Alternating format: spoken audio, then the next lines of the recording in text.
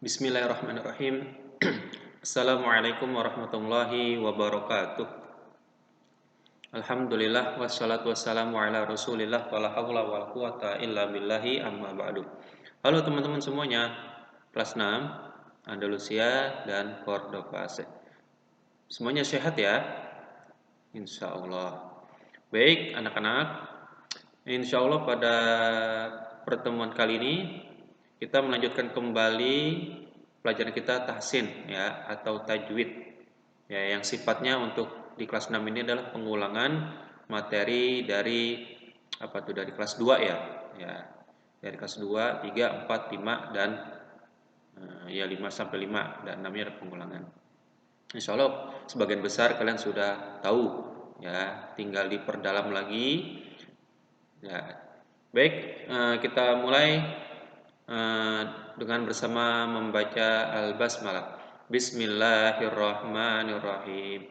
Rabbi zidni ilman warzuqni fahma. Rabbi shrah li sadri wa yassir li amri wahlul 'uqdatam min lisani yafqahu qawli. Amin ya rabbal alamin. Silakan kalian boleh lihat di buku paket kalian ataupun di layar yang ada di perangkat laptop ataupun komputer ataupun HP kalian. Untuk kali ini kita membahas tentang muqaddimah tajwid dan nun sukun. Seperti apa itu? Cekidot. Kita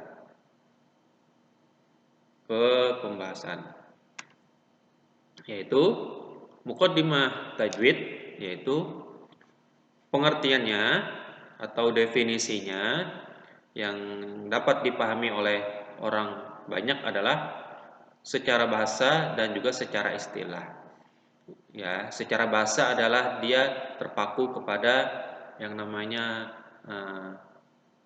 istilah tersebut ya ataupun bahasa tersebut dari kata tersebut, yaitu tajwid adalah membaguskan ya, membaguskan.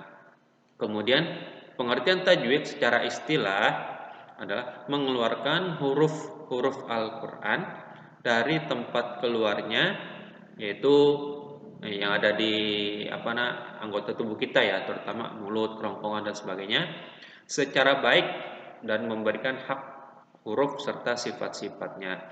Jadi, huruf-huruf yang keluar dari anggota tubuh kita seperti dari kedua bibir, dari mulut, dari kerongkongan, dari dada ya. Itu cara kita mengeluarkannya harus sesuai ya. Harus sesuai, terutama pada posisi lidah kita ya. Kadang lidah tersebut untuk mengucapkan suatu huruf harus sedikit ditempelkan pada gigi kita ya, ataupun lidah kita berada pada posisi atas langit-langit ya. Itu harus tepat ya, baik secara sifat-sifatnya itu. Selanjutnya,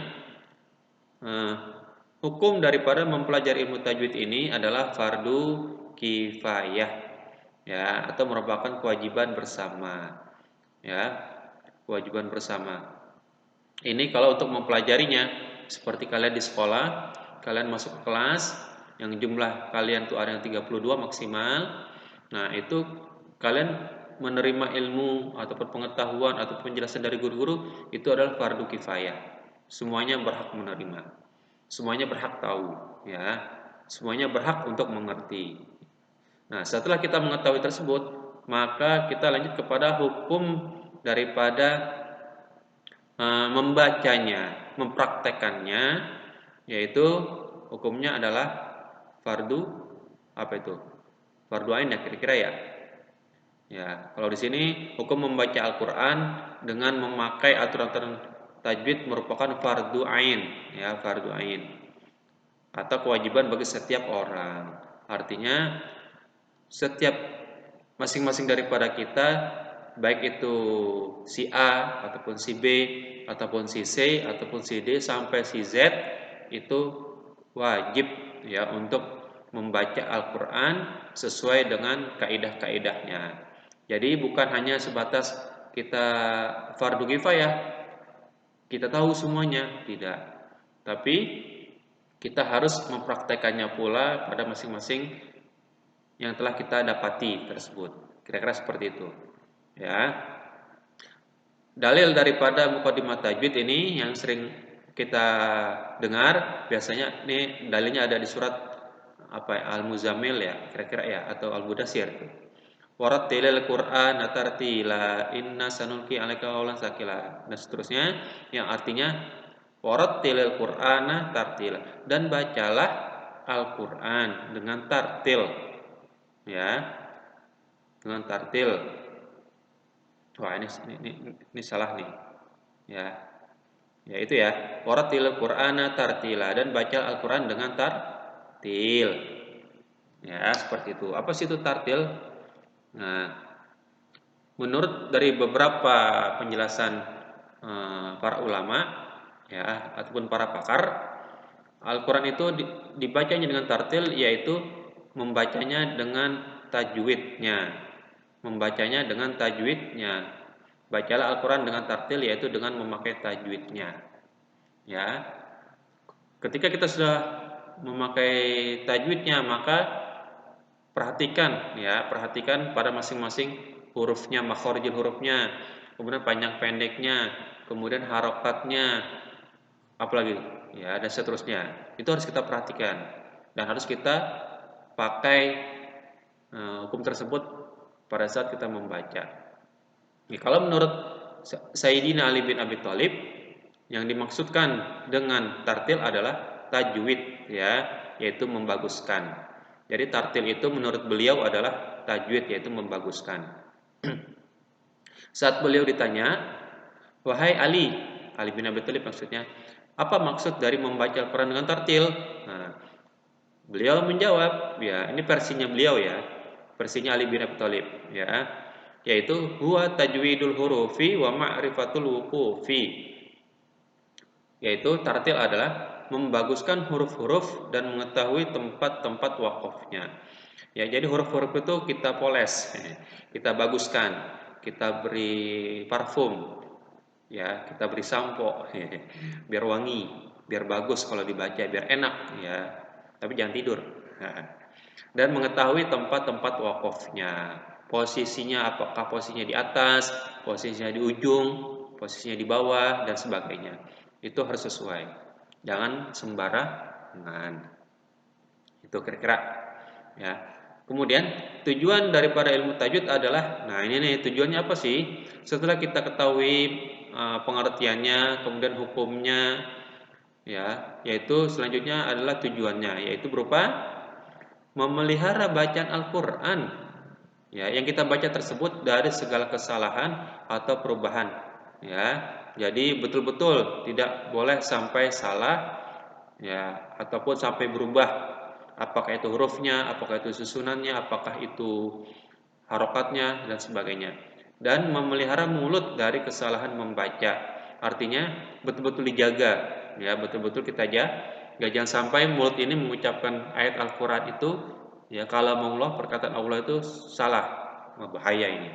Karena kalau dalam Al-Quran itu berubah harokat saja. Ya, ketika kita membaca, misalkan anta dibaca anti, nah, kamu laki-laki dibaca kamu perempuan. Nah, itu salah itu. Ya, salah. Ya, itu. Ya, itu maka harus betul-betul. Apalagi kalian yang sudah di kelas 6, maka ya wajib bagi kalian ketika membaca itu harus sungguh-sungguh. Harus sungguh-sungguh, pelan-pelan saja, tidak usah ngepot. Tidak usah ngepot, tidak usah balapan. Ya kan balapan itu boleh, fastabiqul khairat. Nah, ya boleh. Boleh asalkan harus diperhatikan. Ya, ketentuannya. Itu ya kira-kira tentang tajwid ya. Oke, setelah itu kita lanjut kepada hukum nun sukun dan tanwin. Ini hukum pertama kali di tajwid ya. Hukum pertama kali yaitu nun sukun atau tanwin. Tanwinnya boleh yang fathatain, kasratain ataupun domatain. Nah, hukum nun sukun ini terbagi menjadi 5, yaitu yang pertama izhar halqi, ya, yang kedua idgham bi gunnah, yang ketiga idgham bila gunnah, yang keempat iqlab, bukan iqbal. Ntar iqbal guru tik ya. Guru TIK, bukan. Iqlab ya. Kemudian ikhfa hakiki. Ya, sekilas saja artinya izhar halqi adalah artinya jelas di kerongkongan, halqun ya, kerongkongan, jelas, izhar itu jelas di kerongkongan. Kemudian idgham bi gunnah ya, memasukkannya dengan gunnah, dengan dengung. Kalau yang ini tanpa dengung. Iqlab itu membalikkan. Ya, ikhfa hakiki samar-samar. Ya. Lalu hurufnya apa saja? Nih, hamzah, ha, ain, ha, ghain, kha, kha. Kemudian ya, nun, mim, wawu. Kemudian yang ini idgham bila gunnah lari, lari. Kalau ini ya, nun, mim, wawu, yanmu. Yang ini lari. Kemudian ba, nah, kemudian ta, sa, dal, ikhfa hakiki, dal, zal, sin, shin, shad, dot, to, zo, ain, fa, qaf, jim, zai, kaf. Ada berapa nih? 1, 2, 3, 4, 5, 6, 7, 8, 9, 10, 11, 12, 13, 14, 15. Itu ya. Nah, ini hukum pertama kali ya. Yang biasanya kalian kurang perhatikan tuh adalah pada hukum idgham serta ikhfa. Ya, idgham serta ikhfa. Baik, ini saja beberapa pembahasan untuk muqaddimah tajwid dan juga hukum nun sukun. Nanti untuk selanjutnya kita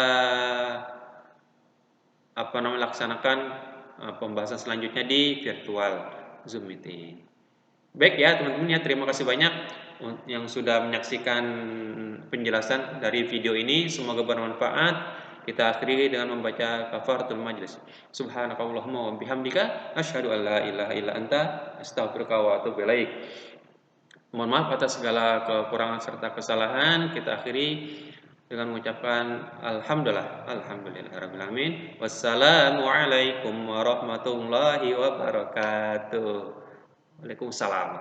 Terima kasih. Sampai ketemu ya. Thank you.